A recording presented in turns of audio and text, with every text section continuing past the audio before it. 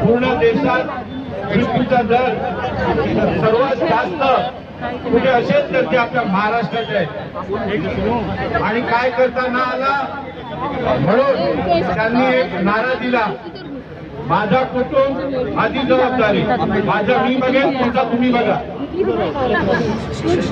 तशाच विजेच्या बिल मध्ये आज पूर्ण मुंबईमध्ये लोकांची अवस्था खूप वाईट आहे, कामधंदे नाही आहे।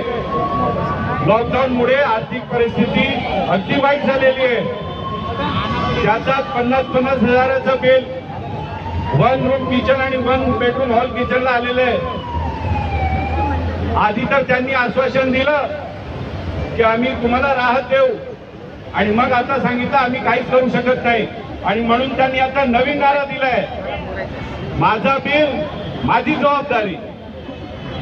शासनाची काहीच जबाबदारी नाहीये। आणि अशा नालायक ठिकाणी सरकारचा निषेध करण्यासाठी सर्व जमलेले आहोत। जिथपर्यंत आपण हे असे मोर्चे काढणार नाही, त्यांना झोपेतून जगवणार नाही, तिथपर्यंत हे कुंभकर्ण सरकार जागणार नाहीये। लोकांचे हात त्यांना दिसत नाहीये, कारण ते घराच्या बाहेर येतच नाहीये। आणि म्हणून माझे सर्व बंधूंनो आणि भगिनींनो, खूप मोठ्या संख्येत आज आपण इकडे जमलो आणि एक जोरदार मोर्चा केला।